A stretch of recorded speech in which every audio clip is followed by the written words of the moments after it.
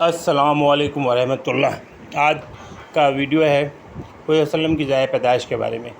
The birth place of holy prophet Muhammad peace be upon him, نبی پاک صلی اللہ علیہ وسلم کی جائے پیدائش۔ یہ پریزنٹیشن ہے شاہین ٹی وی کی۔ آپ سے درخواست ہے کہ شاہین ٹی وی کو سبسکرائب کریں، ہماری ویڈیو کو لائک کریں اور ہمارے بیل آئیکن کو ایکٹیویٹ کریں۔ اس کے لیے ہم آپ کے شکر گزار ہوں گے۔ یہ ویڈیو میرے لیے بہت قیمتی ہے کہ حضور صلی اللہ علیہ وسلم کی جائے پیدائش پہ میں بنانے جا رہا ہوں۔ ہمت کر رہا ہوں، آگے آپ لوگوں کی دعائیں ہوں گی تو انشاءاللہ کامیابی ہوگی۔ کامیابی یہ ہے کہ ان کے حضور یہ قبول ہو جائے اور آپ لوگوں کے دل کو بھا جائے۔ دعا کریں کہ یہ قبولیت میں آ جائے، اللہ کرے میرا ویڈیو یہ۔ سب سے پہلے ہم بات کریں کہ ہم آج ایک عمارت کی جو مکے میں واقع ہے۔ مکے میں یہ آپ جب مسجد حرام سے نکلیں گے، صفا و مروہ جائیں گے، صفا و مروہ کے بعد آگے جب جائیں گے کچھ دور اور آگے جائیں گے تو ایک مکان ہے، ایک لائبریری آپ کو ملے گی، مکہ المکرمہ لائبریری۔ تو یہی لائبریری جو ہے یہ حضور صلی اللہ علیہ وسلم کی جائے پیدائش ہے، اور یہ صفا و مروہ کے بعد آپ کو اس سے گزر کے آپ کو ملے گا، اور یہ سبیل زمزم کے قریب ہے۔ لیکن کچھ ہی ڈسٹینس ہے سبیل زمزم سے اس کا، اور جتنا صفا و مروہ سے ہے تقریباً اس سے تھوڑا کم ہے سبیل زمزم سے۔ پیچھے الحرم ویو پوائنٹ ہے، اور یہ ان دونوں کے درمیان الحرم ویو پوائنٹ اور مکہ المکرمہ کے درمیان ان کا یہ فرسٹ رنگ روڈ ہے۔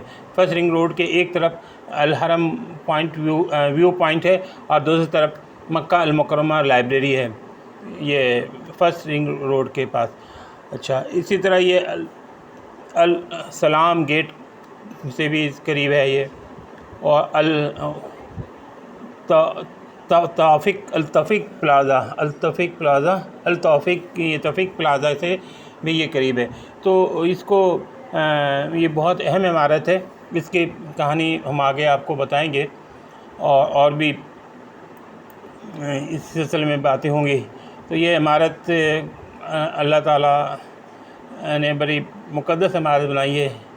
اس میں مختلف وقتوں میں جو ہے نا مسجد بنا، اور پھر اس میں لائبریری بنا دی گئی، اور تمام یہ عاشقان رسول اور اسلام کے شہدائی جب بھی مکہ جاتے ہیں تو اس گھر کی زیارت بھی ضرور کرتے ہیں۔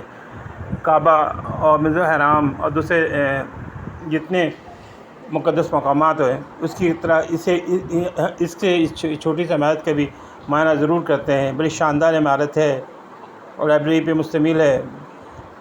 ہمیشہ سے ظاہر ہے حضور آئے تو علم لے کے آئے، علم کا ماخذ میرے آقا ہیں، اس لیے اس نسبت سے اس کو ایک لائبریری میں تبدیل کر دیا گیا ہے، جس کے لیے ہم سعودی حکام کے اس وقت کے سعودی حکام کے بہت ممنون رہیں گے۔ اللہ تعالیٰ ان کی اس کامیاب کرے۔ اس سے پہلے یہ مسجد تھی، عباسیوں کے دور میں مسجد میں تبدیل بنائی گئی، اس میں پھر عثمانی کے دور میں مسجد رہی، پھر سعودی عرب کی جو موجودہ خاندان جب اقتدار آیا تو اس کو لائبریری میں تبدیل کیا گیا۔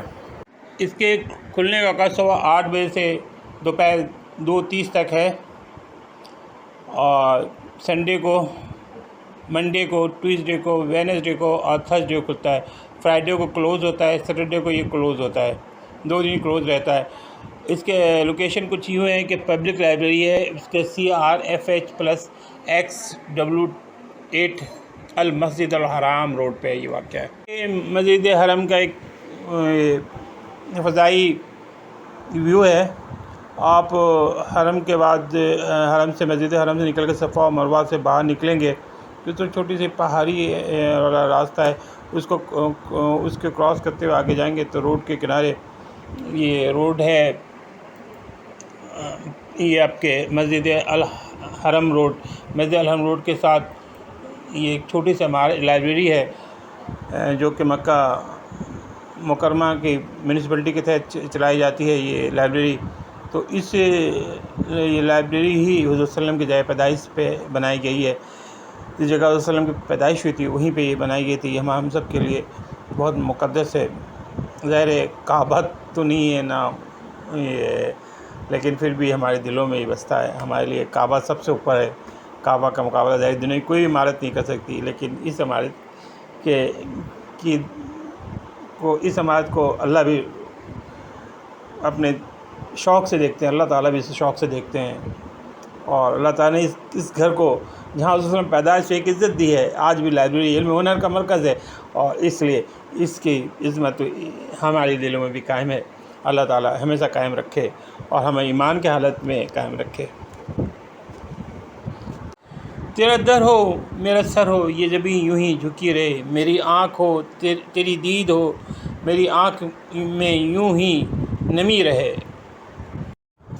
تاریخ دانوں نے جہاں بجا حضرت صلی اللہ علیہ وسلم پہ قلم اٹھایا ہے, حضرت صلی اللہ علیہ وسلم کے خاندان پہ, حضرت صلی اللہ علیہ وسلم پہ, کہ حسن حسنہ پہ, اور اس شہر پہ, مدینہ شہر مکہ پہ اٹھایا ہے.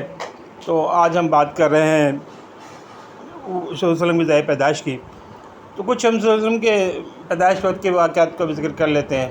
ابو الفدا کی روایت ہے کہ مطابق جب لوگوں نے عبد المطلب سے پوچھا کہ آپ نے اپنے پوتے کو محمد کیوں کہا, اپنے آبا و اجداد کے ناموں پر ترجیح کیوں دی, تو انہوں نے جواب دیا کہ میری خواہش ہے کہ میرے پوتے کی تعریف کی جائے. آپ پوری دنیا میں اس کی تعریف کی. عبد المطلب کو اپنے پوتے کی ولادت کی خبر ملی تو بہت خوش ہوئے. ان نوزائیدہ بچے کو خانہ کعبہ لے گئے, اللہ کا شکر ادا کیا, یہ یقین رکھتے ہوئے کہ ان کے پوتے کی تعریف کی جائے گی. عبد المطلب نے ان کا نام محمد رکھا, جس کا مطلب ہے وہ جس کی تعریف کی جاتی ہے. عرب روایت کو مد نظر رکھتے ہوئے انہوں نے بچے کا سر منڈوایا اور اس کے بعد مکہ والوں کو دعوت دی. رسول اللہ صلی اللہ علیہ وسلم نے فرمایا, میں اپنے والد ابراہیم علیہ السلام کی دعا ہوں اور حضرت عیسیٰ علیہ السلام کی بشارت کا نتیجہ ہوں. میری ماں فرماتی ہے کہ میرے پیدائش کے بعد انہوں نے دیکھا کہ روشنی ظاہر ہوئی ہے جس نے شام کے محلات کو روشن کر دیا ہے. الحکم. مسجد سے لائبریری میں تبدیلی. 1950 تک مسجد کا وجود قائم رہا. اس وقت اہم مذہبی شخصیات کے دباؤ میں نہیں, سعودی حکومت نے گھر اور دیگر اہم تاریخی مقامات کو اس خواب سے برابر کر دیا کہ لوگ انہیں مبالغہ آمیز تعظیم کا ذریعہ بنائیں گے. تاہم اس وقت کے میئر شیخ عباس یوسف قطان نے سائٹ کا کنٹرول حاصل کرنے کے لیے قانونی دستاویز کی کوشش کی, اس میں وہ کامیاب رہے اور 1953 میں گھر کے بنیادوں کے اوپر ایک چھوٹی سی لائبریری قائم کی. یہ لائبریری کے بیرونی منظر ہے. چند مناظر ہیں لائبریری کے اندر. یہ ایک منظر ہے. لائبریری کے اندر اندرونی دوسرا منظر ہے. ایک اور منظر, زمین نہ ہوتی, فلک نہ ہوتا, عرب نہ ہوتا, عجم نہ ہوتا, ہی محفل کون و مکان نہ ہوتی, اگر شاہ امم نہ ہوتا. مسلمان کے لیے تو ظاہر صلی اللہ علیہ وسلم کی عزت و احترام ایمان کا حصہ ہے, لیکن میرے آقا کی عزت و احترام میں غیر مسلم بھی بہت آگے ہیں. اس میں سرکشن پرشاد شاد ہیں, ایک شاعر, انہوں نے کہا ہے, ایک نعت کہی ہے. آج میں آپ کو سناتا ہوں. لے جاؤں گا میں ساتھ فقط عشق محمد, تحفہ ہے میرے پاس شایان مدینہ, نشہ ہے وہ جو کہ اترتا ہی نہیں ہے, توحید کے میں پیتے ہیں مستان مدینہ, کافر ہوں کہ مومن ہوں خدا جانے میں کیا ہوں, پر بندہ ہوں ان کا جو ہے سلطان مدینہ, مومن جو نہیں ہوں تو میں کافر بھی نہیں, شاد اس زمرے سے آگاہ ہیں سلطان مدینہ.